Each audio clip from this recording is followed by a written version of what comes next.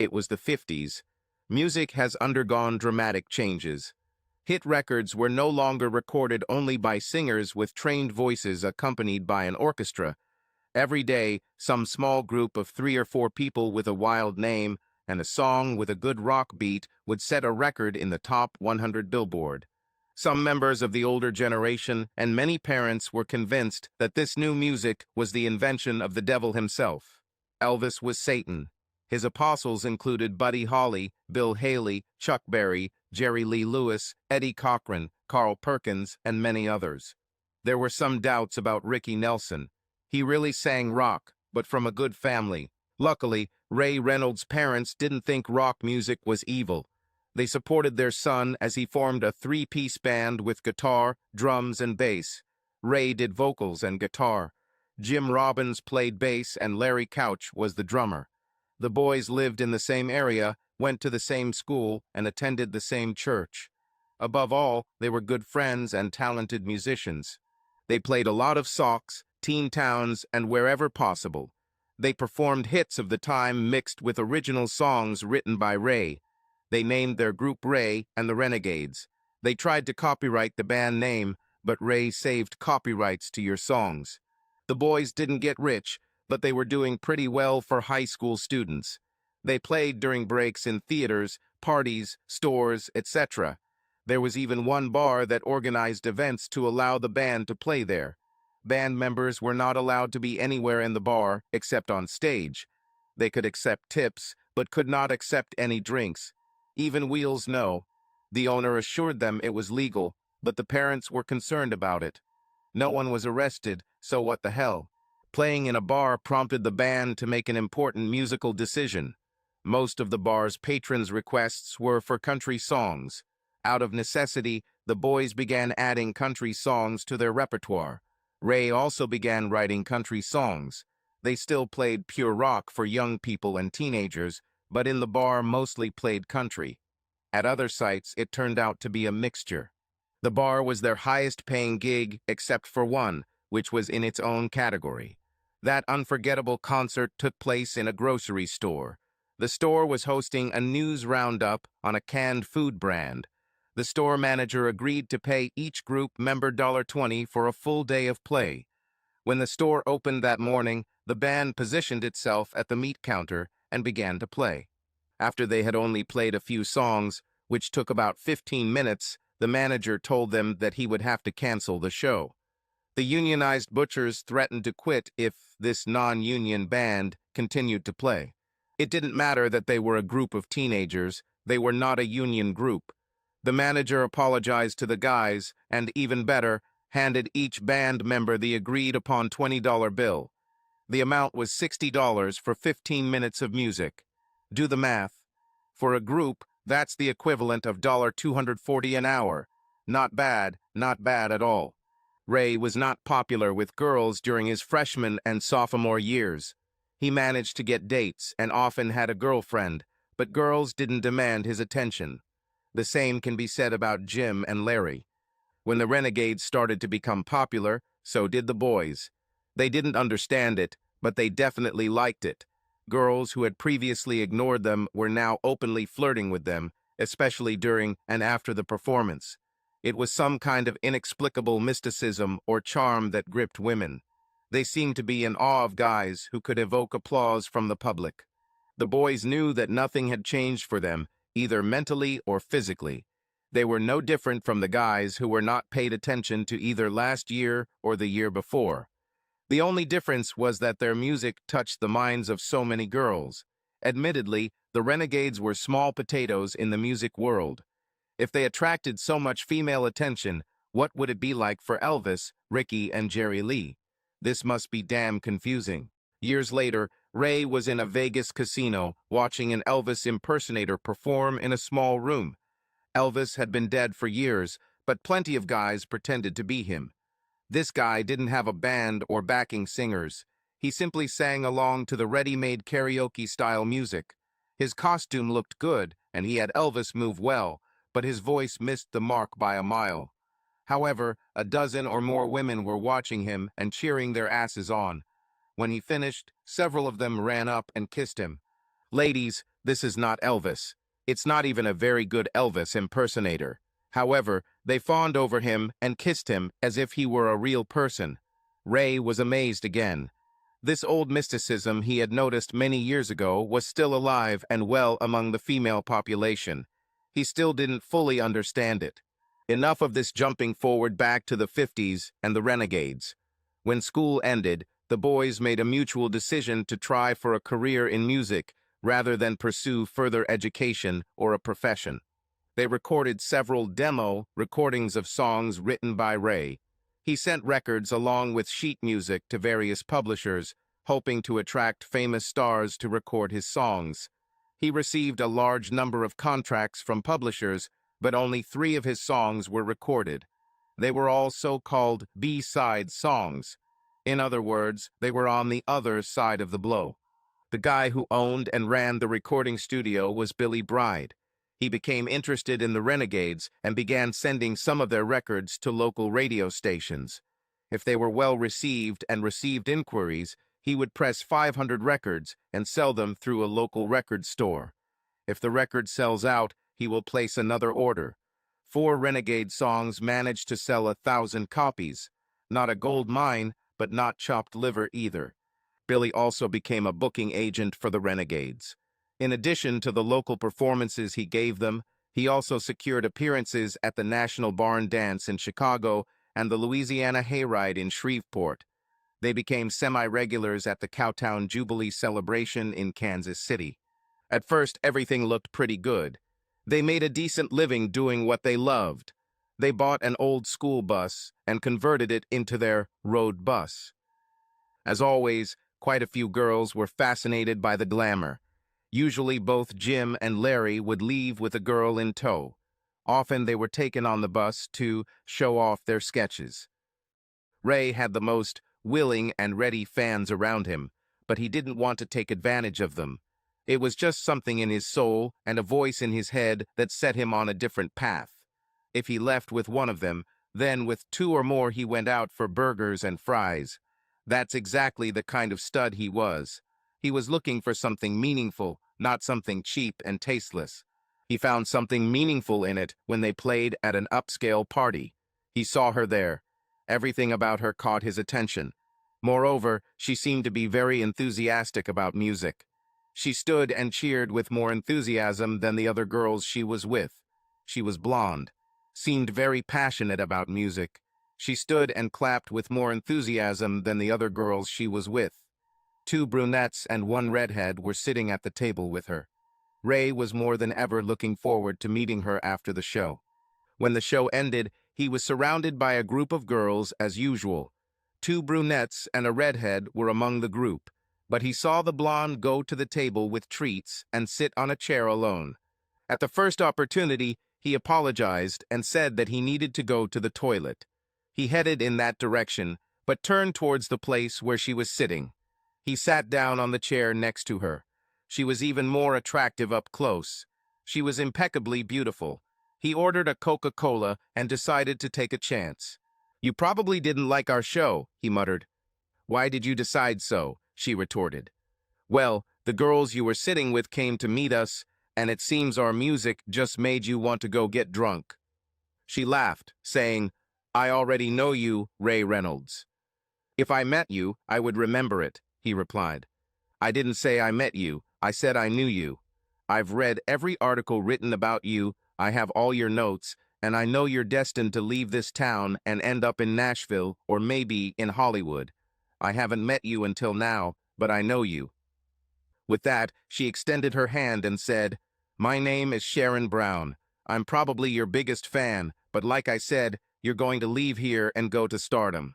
I value you and myself enough to avoid passing romances that will never lead to anything meaningful. However, it is a pleasure to shake your hand and wish you every success in your music career. You are very special. I would like to get to know you better, but I'm also a realist. You're out of my league. I could never be married to a star who spends most of his time traveling from concert to concert. Why start something which leads nowhere?" Ray was stunned. He talked to an angel who decided to reject him. He said, "Look, Sharon, I'm not looking for a causal connection or something meaningless. If I was, I wouldn't leave that group of girls to meet you. I watched you from the stage, and you captivated me. If what you predicted comes true, perhaps we could walk this path together. Who said you can't come with me? I want us to get to know each other. I want to know everything about you. Your favorite color, food, movie. I want to tell you the same things about myself. It's a two-way street. Will you walk down it with me? From that incredible moment, there was no one else for Ray and Sharon. This would be a good time to say they got married. He became a huge star, and they lived happily ever after. Unfortunately, that's not what happened. The band continued to play shows, and Ray continued to write songs. He talked to Sharon about marriage, but she was reluctant to do this move when his future was so unpredictable. She was sure that he was a good singer and songwriter, but only a few of them became rich and famous. It's not just about how good you are, it's about being in the right place at the right time. Call it luck or karma, but it takes both. If all this came together for him, could she really go with him like he suggested? The group continued to struggle for another year, but slowly they began to realize that they were in the also participated category. They significantly reduced the number of performances, choosing only those they liked. One by one, they found other jobs and pushed the departed into the background. Billy Bear was doing well with his recording studio. He had upgraded his equipment and needed help to cope with the growing number of clients. Ray took a job as a recording engineer for Billy. It was a job that Ray loved, and he already knew how to operate all the equipment thanks to his time with Billy. It was a job with adequate pay and much more reliable than gigs. Jim and Larry also found work. Jim sold and demonstrated string instruments at a local music company. Larry taught drumming at a local studio. The renegades began to fade away. Sharon worked as a clerk in a warehouse. Ray and Sharon's combined income allowed them to finally think about marriage and family. Ray was happy for several reasons. The wedding was modest, just family and a few friends. Ray couldn't decide between Jim and Larry to be best man, so they hatched a plan to split the duties. This plan was used again for Ray and Jim at Larry's wedding, and for Ray and Larry at Jim's wedding. Sharon, Alice, and Mary became almost as close as the boys. The couples enjoyed their time together, and they always went out and spent time together. So what is the Great Divide? You've probably heard of the day the music died, when the world lost Buddy Holly, Richie Valens, and the Big Bopper. The Great Divide for Ray and Sharon began when the music started playing again for Ray. The Great Divide began with a sweet time for three close couples. Ray wanted to record 10 new songs he had written. He could have done it in Billy Bear's studio, of course, but he wanted to kill two birds with one stone. He wanted to make an album of his 10 songs in a studio in Memphis that was becoming quite famous for its distinctive sound. He wanted to see how they achieved that sound and what equipment they used. Billy was also interested in this, so he agreed to give Ray something like a working holiday. Three couples decided to go to Memphis together. They rented a cottage near the city for 2 days and nights. Ray booked time at the recording studio. The guys started rehearsing the songs a couple of weeks before the trip. The guys were very surprised by the studio in Memphis. It was smaller than Billy's and somewhat shabby. The equipment was impressive. They used Ampex tape recorders, Telefunken microphones, and a Scully cutter to cut records. The secret to their sound was the way they created the echo effect. Instead of using an echo chamber, they used a moving playback head that fed a signal back to the recording head. In this way, they achieved a super echo effect that varied depending on the position of the movable playback head. It was brilliant. The Departed came back to life for 3 recording sessions. They managed to record all 10 songs perfectly. Each couple received a 33 RPM record with these songs. Ray was able to walk away with a copy of the recordings of the sessions. After this adventure, the couples traveled around the area, enjoying the views of the Smoky Mountains, spending time in Gatlinburg, and admiring Nashville. They ended the trip by visiting the Grand Ole Opry and watching the midnight show from the Ernest Tube Store. When they returned home, the Great Division began. Ray received a call from a man known in the industry as the General. He managed several big artists. He was the chief in the world of rock music. He heard the album The Departed recorded at Sam's studio in Memphis. The General wanted to know if Ray had written all 10 songs. Ray assured him that he wrote them and that he had the copyright on everything. The General then asked if anyone else had helped with the writing or if anyone else was listed as the author. Ray again assured him that no one else had helped write the songs. The General then asked Ray to come to a famous studio in Nashville to record all 10 songs again. He said, "I'll cover all the travel expenses and pay you for your time." Ray asked if this affected Jim and Larry too. The answer was, "I'll provide the band for the recordings. All Nashville needs is you and your songs. We won't need the Renegades." It was a difficult decision for Ray. There were always all 3 Renegades. To do so would mean their disintegration. Ray asked for time to think. The General said, "This sentence ends when we hang up. I think you have a place in my stable of stars, but this is far from decided. If you are interested, tell me. If not, it was nice talking to you." He needed an answer now. Ray wondered how Jim and Larry would feel about this. He wondered if this would lead to something more. He wondered what he would tell Sharon about this. But it was the General on the other end of the line. He said, "I agree, sir, and thank you for the opportunity." The General said that his secretary will call to coordinate logistics and finalize the transaction. And so, the decision was made. The first step towards the great separation for him and Sharon had been taken. Ray told Sharon first. He told her everything that happened. Sharon asked, "Does he want your songs for one of the artists he manages, or does he want you?" Ray thought about it. He replied, "At first I thought he wanted songs for someone he manages, but that doesn't need a new record. The one we did in Memphis, which he already has, would do it. And also the fact that he wants to do it in a studio in Nashville means he wants a finished product for the market. That makes me think he wants me on the record. He said he sees a place for me in his stable of stars. Those were his exact words. It scares me a little, but I think he wants me and my songs." Sharon said, "Ray, I know this would be your dream come true, but this could be my worst nightmare. Now we have each other, and we are happy. I'd love to see your songs sell. This would mean that we could probably get a nice house and live comfortably. But if you become a star, I fear for our marriage. You know how the girls were on The Departed, right? If you are in the General's stable of stars, it will be much worse. What man can resist all this? Our marriage will be in imminent danger. Knowing this, how can I tell you to forget about your dream? I'm in a losing situation." Ray told her that for now he was only asked to do one more recording. He thought the best course of action was to go and make a record and see where it led, if any. If they don't like the offer, they can always refuse. Until they know what is on offer, it is difficult to make a decision. Sharon agreed with his reasoning. One issue resolved, 2 left. Now he had to tell Jim and Larry. It turned out that Jim and Larry were not upset about what happened. They agreed that Ray should see what was on offer. They were confident that he would make the best decision for himself and Sharon. The next day, the General's secretary called. She said that on the first day of his visit to Nashville, the General wanted to meet Ray so they could get to know each other. This will take place at the General's office in Nashville. If everything goes well, recording will begin the next day.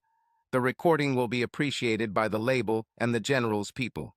If she is accepted, the General will offer Ray a contract to participate in Teddy Harold's farewell tour. Ray admired Teddy for a long time. Teddy was a big star in country music for many years. It would be an honor for him to open. Finally, Ray had something to tell Sharon. She reiterated her belief that their marriage would not survive if he was on the road with the superstar for months. Ray noted that a lot has to come together before he is offered a spot on Teddy's tour.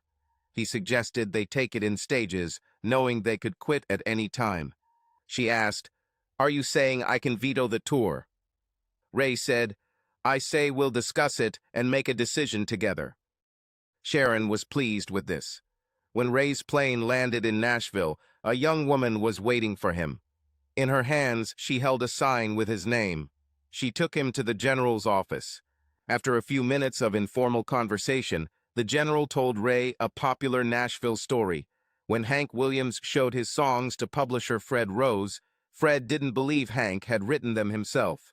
To prove he was right, Fred told Hank to go into the room across the street and write a song about the mansion on the hill. As the story goes, Hank returned a few minutes later with the lyrics to "In Your Loveless Mansion on the Hill." The rest was history. Ray said he had never heard this story. The general said, "Let's try it ourselves. Sit here and write me a song. Make it about a guy who loves a girl and she still loves her ex. Can you do this for me?" He handed Ray a pen and paper, adding, "When you're done, press the red button and I'll be back." As soon as Ray sat down, the words poured out. "Last night in the moonlight, she was next to me, as close to heaven as mortals can get. I whispered, 'I love you.' She replied, 'I love you too.' But then the words that followed broke my heart into pieces." Chorus: "I don't want to hurt you, but you should know. There was one other, and I loved him so much. He left on call and did not return. But nothing has changed in the way my heart yearns. If he comes back and wants me again, I don't want to hurt you, but I'll go with him. Now the sky is overcast, it's raining. I can't take risks, I avoid pain, though I may forget as the day goes by. I know that every night I'll still hear her say." The chorus repeats. Ray pressed the button. When the general returned, Ray picked up the guitar that was on the stand next to his desk and sang a song. The general said, "Recording will begin tomorrow afternoon and will continue as long as necessary. When we have finished recording, I'll send it to a few disc jockeys for testing. Once we know how it is received, we will understand how you fit into the picture. I wish I could say more, but we just won't know until we get feedback from fans in our chosen regions. This is how we play the game, and it has brought us success so far." Ray returned home to Sharon. He told her everything that happened. He said, "At this point, all I've done is meet the general and record 10 songs. The session went well, and in my opinion, all participants were pleased with the result, but further events depend on the reaction of the selected disc jockeys." Sharon said, "I always wanted the best for you, but now I pray the reviews from disc jockeys are bad. No matter how much it hurts, at least we will still have each other, our love and our marriage." He said, "We'll have all these things no matter what happens." She said, "I don't think so. Not if you go on this long tour. The temptation will be too great. Even if you are mentally strong, in the end the devil will win." A week has passed. In the evening a fateful call came. They were in the bedroom. She whispered, "Let the answering machine answer." He did so, but they could hear what was being said as the sound was coming from the living room. When he realized that it was the general calling, he hastily rushed to the phone. She ran to the spare bedroom and picked up the princess's phone. When the call ended, he was delighted, and she cried. Everything finally came together. The general reported all the details, saying that everything would begin in 10 days. It didn't sound like a suggestion, but like an order. Sharon's hopes were dashed when she heard her husband enthusiastically agree to every step of the plan. It all came down to this. Ray would actually be opening the show for Teddy Harold on his farewell tour. They will begin with 2 weeks of planning the details of the show. This included everything from start to finish. What was known so far was that when the curtain rose, Ray would be singing one of the songs from his new album. When it's over, he'll say a few words about the tour and Teddy's great career. Then Ray will sing the remaining 9 songs on the album. After this, the curtain closes for a break. After the break, a short film highlighting the best moments of Teddy's career will be shown before Ray comes out to formally introduce Teddy, hoping for loud applause. In the first week of planning, every minute of the show will be worked out to the smallest detail. Ray's part won't change much. The order of his songs may change depending on the popularity of each song. For example, they will start with the second most popular song and end with the most popular song. For an encore, if there is one, a compilation of the 3 most popular songs will be performed. There will be more variety if Teddy performs. Since he had so many hits during his career, the songs will vary more. If a particular song is of particular interest to the venue, it will replace another on the regular list. The second week will be dedicated to performing the show in 4 representative locations to judge the applause for each song. The list will be modified as necessary to include songs that win the applause competition. After 2 weeks of planning, the big tour begins. There will be 28 shows followed by 10 days of rest. After the rest, there will be another 28 shows, then another 10 days of rest. The tour will conclude with the final 28 shows. There will be 84 shows in total and only 20 rest days. Sharon did the math in her head. Ray will be away for 14 days for preparation and 28 days for the show before being able to return home for 10 days. Then it will happen again. After the second 10 days of rest, he will again be out for 28 days. This meant he would be gone for 98 days, interrupted by 2 10-day periods at home at best. Sharon was convinced that their marriage could not survive such conditions. She decided to treat the days before the start of the tour as the last days of their marriage. She initiated sex at every opportunity. Nothing was prohibited. There were no refusals. She cried every time after sex. Ray was concerned about this. Each time she told him that she was crying because she was going to lose him. He always told her that he would be true to his marriage vows no matter what. He didn't know she wouldn't.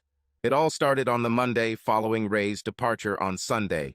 Sharon lived close to work and always went home for lunch instead of eating in the break room. She used some of her lunchtime at home to make the initial preparations for that evening's dinner. For example, putting something in a slow cooker, loading and setting the timer on a convection oven, or taking something out of the freezer to defrost. There was no need for that on Monday.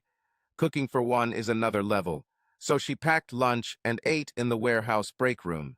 It was during that lunch break that a seed was planted that would change everything. He sat alone, playing cards laid out around the table. He spoke quietly as he played each hand. She watched him for several minutes. First, he dealt out the cards. He then went around the table, placing bets and playing cards from each pile. At the end, acting as a dealer, he analyzed the cards and made payouts. She didn't know if he was a little crazy or if there was some meaning to his actions. As the lunch break came to an end, he began to clear the table. Her curiosity overcame her skepticism, and she walked over and introduced herself. It turned out that he worked as a forklift driver in another department of the warehouse. His name was Bruce Mays.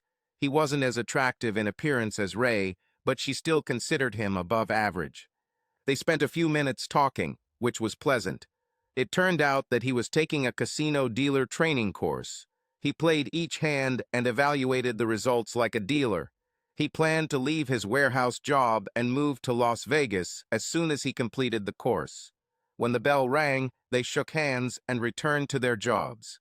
The next day, she asked his permission to observe him again. He was glad she was interested, and she learned a lot about how the dealer should evaluate each hand and what he should tell the players. She played blackjack in casinos, but never poker. He played it both ways, and she became addicted to it. A few days later, she was holding each player's cards herself, while Bruce acted as the dealer. Every day, she enjoyed her time with Bruce at lunch more and more. He had a very good character and purpose in life. He wanted to eventually become a pit boss on his way to running a casino. He had a plan for life. The more they played during lunch, the more interested Sharon became. A week later, she asked about taking the course on her own. Since she was about to end her marriage, it would be helpful for her to have a well-paid skill to get by in life. He said he could teach her everything if she had time. This would help him understand the material better if he were explaining it to someone else, and would allow her to avoid the high cost of the course. She could get around this requirement by taking a test at a casino. He quickly noticed that they would need to spend a lot more time together than they got during their lunch breaks at work. They would need to meet several times a week for at least 2 to 3 hours. The best place to do this would be at his home, as he had an actual playroom set up for this. Thus began a learning curve that eventually led to learning some non-casino-related things. On their first Saturday together, they went to Eddie's nightclub for dancing and drinks. On the way home, they stopped at Hayward Lookout in the park and kissed. When they returned to his apartment, they made love, and she stayed the night. After that, she left some clothes in his closet and brought most of her other things to his apartment. She made arrangements with the phone company to move the phone and answering machine to his apartment, keeping her number. Essentially, her marriage is over. She hated cheating on Ray, even under these circumstances. She needed to be honest with her husband. With this in mind, she hired a lawyer to make it official. Soon the documents will be ready, and Ray will be served with a summons. It was one of the hardest decisions of her life, and she shed tears, but the decision was made. She remembered how hard it was for her mother when she learned that her husband, a traveling salesman, had cheated on her many times during his long trips. Sharon was determined to avoid such heartache. She made her position clear to Ray, so he ended up pushing her towards the divorce. Ray enjoyed 2 weeks of preparation for the tour. He mastered his part perfectly. He worked well with the band and backing singers. One of them, Kay, had attracted him the most since he met Sharon, if he weren't married. When the tour began, his performance was well received. This allowed him to promote his soon-to-be available album. However, when all was said and done, the crowd was mostly waiting to hear from Teddy. Just under a week into Teddy's farewell tour, important things began to happen. The General announced that Foxman would feature Ray's album on his radio show that evening. Everyone listened to his show. He was the leading disc jockey in the rock world. It was a big deal to be featured there. Ray didn't call Sharon as often as he wanted because long-distance calls were expensive. She never called him because she didn't know how to contact him while he was on the road. He didn't know that she had decided to get a divorce, so he called her with the news that his album would be featured by Foxman. His call went to voicemail. If Sharon had bothered to listen to his message, she could have called her lawyer and put the divorce on hold. If she had heard Foxman that night, she would definitely have taken action. In the end, she did nothing. She found out about everything too late. The Foxman began his show by telling the audience that he was presenting a Ray Reynolds album. He stated that he had never heard an album before that allowed him to predict that every song on it would be a hit. He predicted that all 10 songs written by Ray would be in the top 100 Billboard. In the first hour, he played every song on the album, which was a first for Foxman. In the third hour, by popular demand, he played them again. It was several firsts for the Foxman and a dream come true for Ray Reynolds. The hours after the Foxman show brought Ray the highest degree of happiness. The next morning, the record company began an additional emergency pressing of the album. In addition, they released 5 new 45 RPM singles, covering all 10 songs from the album. Disc jockeys across the country began playing them in record numbers. All of this was a direct result of the reaction caused by Foxman. During all of this, Ray made 3 more calls to Sharon. They all went to voicemail. He left messages the first 2 times. The last time he just hung up. Apart from Sharon's unanswered calls, all was well for Ray until a man in a black suit approached him and asked, "Are you Ray Reynolds?" Ray replied in the affirmative, with a wide smile, thinking that the man was probably a journalist or representative of some kind of music magazine. When the man handed him a large envelope and said, "Ray Reynolds, you have been handed the documents," his smile disappeared. Ray called Sharon again. Again he got on voicemail. He left a message. "What happened to you? Are you crazy? This should be our happiest time, and you decide to file for divorce. We need to talk about this. We have achieved great success. The General is organizing several television appearances for me, including the Ed Sullivan Show. I can't believe you're doing this now. With the money that will soon be coming in, you will be able to go on tour with me, as I promised. The General has already promised to buy us a motorhome with a driver. He will put you in charge of the outlet, where they sell souvenirs and records during the break and after the show. We'll be together, and there will be no pressure from the fans. You will be there, watching. That's all you wanted. I'll be leaving this hotel at noon to catch the bus back. I hope you'll call me before I leave. Please don't do this to us." He dictated the number and, sobbing, hung up. It should have been the happiest day of his life, but he cried. Sharon woke up when Bruce shook her, saying, "Wake up, sleepyhead. The coffee is ready and your answering machine is blinking like crazy." She replied, "The answering machine will wait, but I need coffee now." While she was drinking her second cup, she received a call. It was a call from Beverly, her boss, so she answered.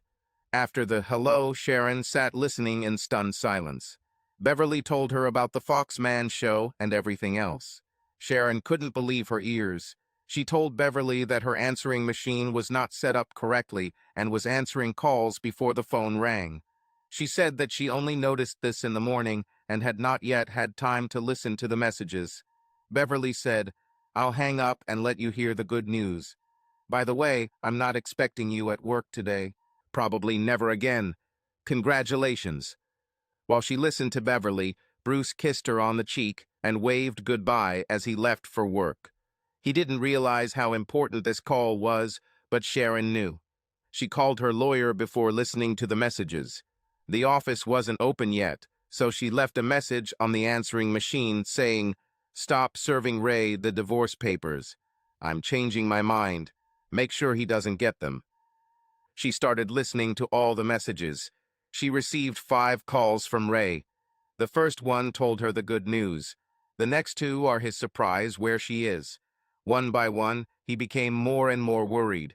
The last call was simply the sound of him hanging up. All these calls were interspersed with calls from friends congratulating her. The last message from Ray made her heart clench with hopelessness. He had already been served with divorce papers and was confused. He said that the general agreed to give them a motorhome with a driver so they could be on tour together. It was everything she wanted and more, which Ray wanted too, and she ruined it all with those divorce papers. She had to think of something. She needed to do something quickly. She had a plan that could work. She remembered when she was looking for divorce lawyers. One of them, whom she saw in the office, was a real scammer. He was clearly interested in her and flirted shamelessly. She dialed his number. He replied. She told him what happened and outlined her plan. He said he could do it, but it would cost her. She said she'll pay the price. He said he didn't want money. He wanted to spend the night with her. She replied, "If you deliver for me, I will deliver for you." She gathered all her strength and began to implement her plan. The first thing she did was call the number Ray left her. When he answered, she began her introduction. "Ray, you bastard. What's all this bullshit about you getting divorce papers from me? You know full well that you're the one who filed for divorce. I was served with the papers before you even started calling with your good news. You bastard, did you make those calls to hurt me? I was there for you through all these difficult years, and now you are leaving me when you have achieved success. You are a bastard," she screamed. "What are you talking about, Sharon? I was served with the papers this morning. You're the one who wants a divorce. Ray, I don't know what you're drinking to celebrate, but you must be drunk. I didn't submit anything. You did. I received the documents before you started calling with good news. Why are you doing this? Focused on breaking my heart." Ray's head was spinning. "What's happening?" He said, "Sharon, this is all a bit of a mess. We've both been served with divorce papers, but neither of us have filed them. Someone's playing a joke on us. If it's a joke, it's not funny at all." "For me too," she replied. She then continued, "You know I love you. You know I'm afraid for our marriage because of all the pressure you'll feel on the road from groupies. I don't feel any of that pressure. If our marriage ends, it will be it's not me who will finish it." When the call ended, she sprang into action. She called the phone company, and they agreed to move her phone and answering machine back to her apartment the next day. She began to gather her things so that they could be easily packed. She only prayed that her scammer could prepare fake divorce papers for her. They had to look real. Everything depended on this. When Ray recovered from the shock of Sharon's words, he knew what to do. He told the general about the problem.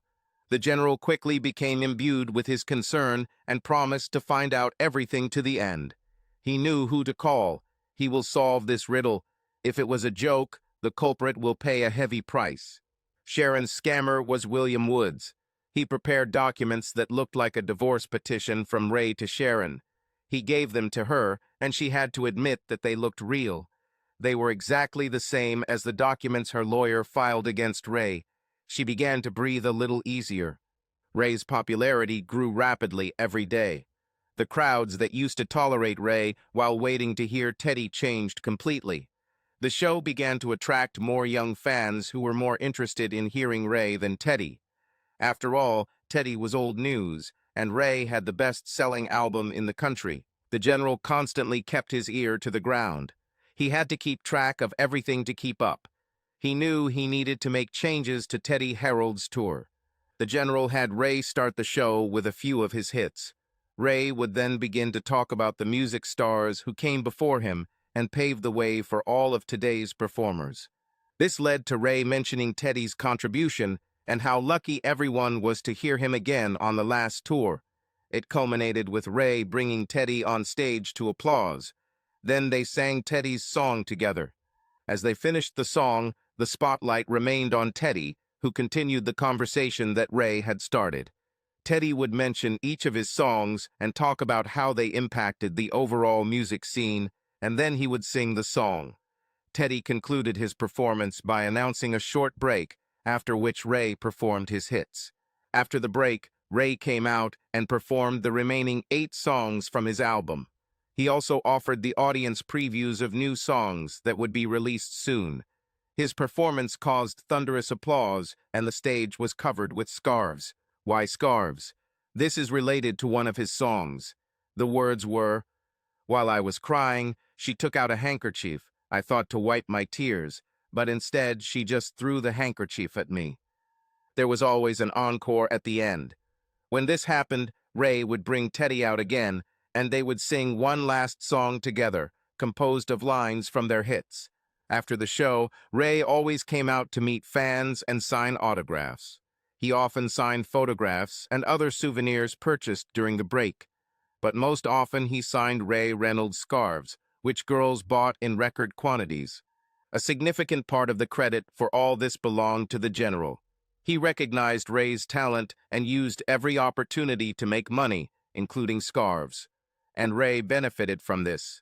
Another thing that the general did was that he strictly guarded his stars. So he poured out all his resources and hired the best people to find out what happened with the divorce papers between Ray and his wife Sharon. This had to be resolved as it could become a problem for his new superstar.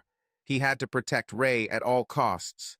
Sharon was feeling a little more optimistic, but she needed to get on with the show.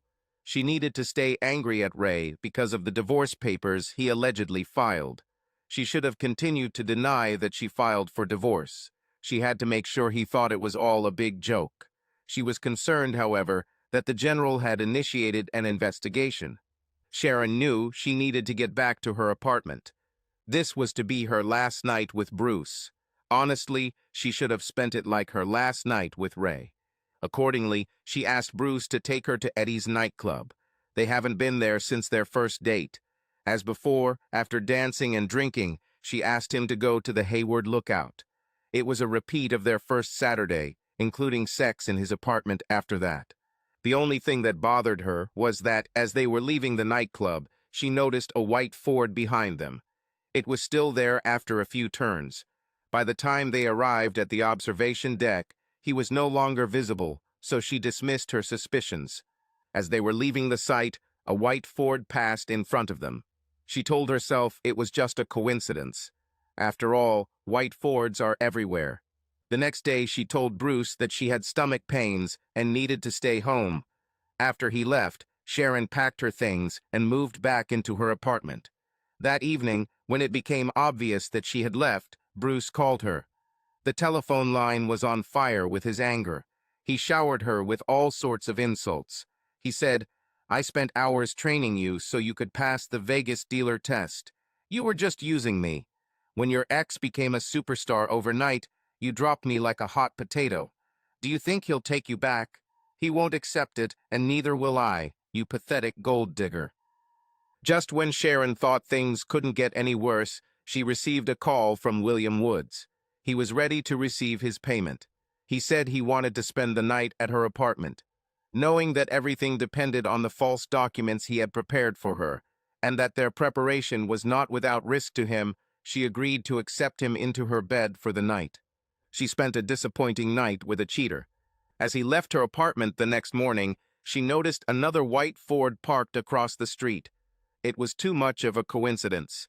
She started to worry again. When the general received the report on the divorce papers, he found himself in a quandary.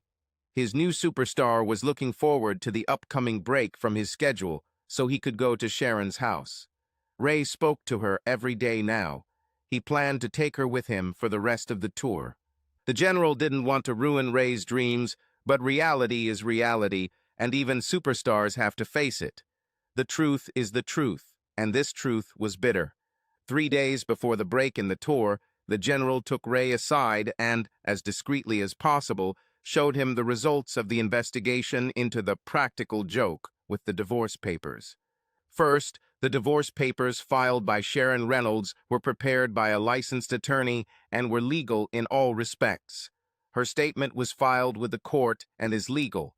This is not part of a practical joke. The divorce process has already begun, and time is ticking. The divorce papers that Sharon allegedly received from Ray had no information about the attorney who prepared them and were never properly filed. Despite their plausible appearance, they are completely fake. The bombshell that rocked Ray's world was an envelope containing photographs and films. They clearly showed her cheating with 2 different men. There was sex both in the car and in their apartment. The quality of the film wasn't the best, but it was good enough to break his heart. The general said his lawyers advised a quick course of action. Since Sharon's divorce papers were legal, not withdrawn, and more than fair, they should send consent immediately. This must be done before she changes her mind and withdraws your statement. She agreed to split the money between them and keep only your car. She said Ray could take the rest. Lawyers suggested that she felt guilty at that moment and did not want to hurt him even more. She did not ask for alimony or make any claim to his future income. She did not request counseling or require a personal meeting. She made everything as simple as possible. She won't gain anything from his recent success since it happened after she filed for divorce. Therefore, you need to act quickly.